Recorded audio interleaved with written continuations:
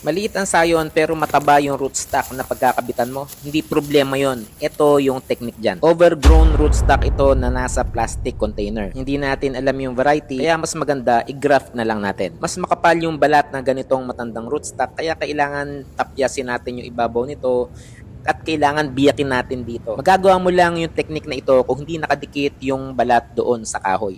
Kadalasan pag diretso ang puno at walang gaanong sanga, hindi gaanong nakadikit yung balat doon sa kahoy. Kaya maaari mong gawin yung ganitong technique. Sa unang sikwat pa lang ng grafting knife, malalaman mo na agad kung ito ay nakadikit. Sa sitwasyong ito, okay naman siya, hindi naman nakadikit. Yung iba, pinuputol agad yung main stem. Pero ako, ayoko munang putulin dahil hindi pa naman successful yung graft. Once na nagkaroon na ito ng bad break, tsaka ko puputulin yung main stem. Ang maganda po dito kapag malaki ang rootstock, mabilis pong lalaki yung sayo na idudugtong natin dito. Kasi malawak na po ang root system nito. Yung iba, ang ginagawa, puputulin muna at pagka nagkaroon ng sprout at tsaka sila magagraft dito. Pwede rin yung ganon, kaya lang maghihintay ka pa ng ilang buwan bago ka pa makapag-graft. Hindi kagaya nito, ngayon mismo makakapag-graft ka na. Lahat po ng maisip natin technique, pwede po yan. Basta po kailangan lang magtatama yung cambium layer ng sayon at ng rootstock. Basta lagi nyo lang tatandaan at iisipin yung cambium layer ay nasa pagitan ng kahoy at ng balat. Pag tinanggal nyo yung balat ng kahoy at hinawakan nyo yung kahoy,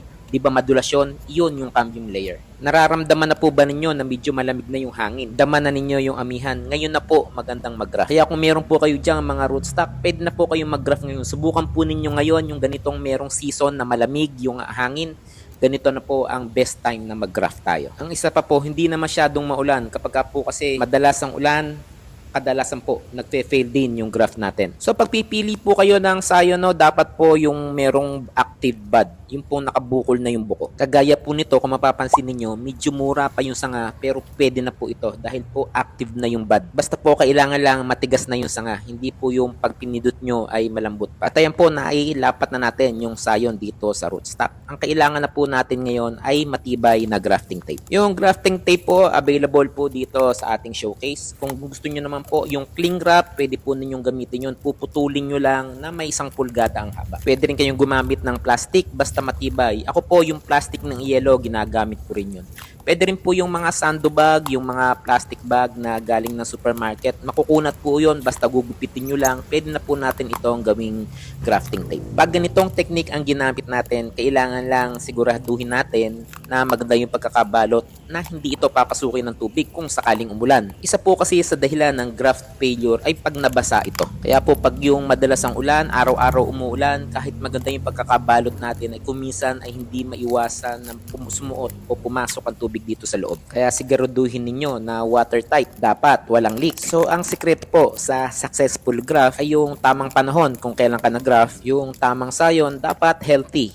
Dapat healthy rin ang rootstock na kakabitan. At syempre, dapat compatible yung pagdudugtongin natin. Dapat po galing sa iisang genus. Kung gusto po ninyong matutunan ang species ng mga halaman, gusto nyo pong malaman ang kanilang scientific name, genus at family name, i-follow po ninyo si Sir Ethan Hernandez, isang licensed forester researcher na merong interest sa plant ecophysiology. At ito nga, natapos ko ng balutin ng grafting tape pero parang hindi pa rin ako kontento dito. Kaya naglagay pa ako ng isa pang layer ng protection. Iba na yung sigurado para naman masulit yung pagod natin dito.